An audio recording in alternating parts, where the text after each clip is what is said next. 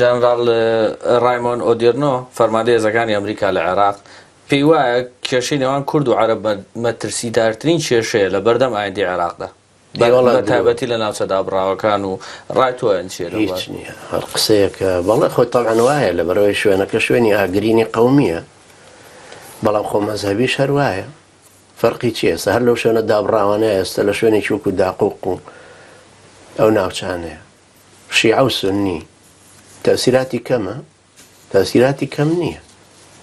تۆ وەختێ لە مەرقەدێکی شیعەکان لە داقوق قاشتێکی لێهات نقطەدا سەدر جەیشێکی نەنار بۆ لەسەرکردنەوەی فەرقی چییە هەموو شوێنێک شتێکی سڕاعی لێ خۆ لە کوردستانە کەسی لێ نییە شیعە و سونی و کورد و عەرەبەوە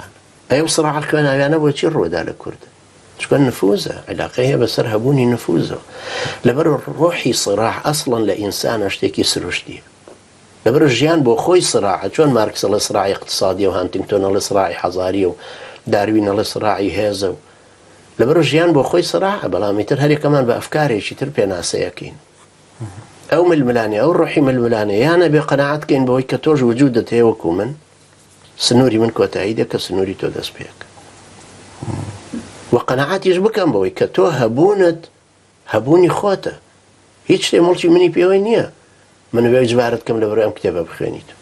یا ئەم دینە وەربگری یا ئەو معتەقەدە وەربگری یا ئاوا ئەبیرکەیتەوە یا ئابووری دوابێ یا ئەوەندەت هەبێ تۆ بە ڕەنجی خۆتی شت کردو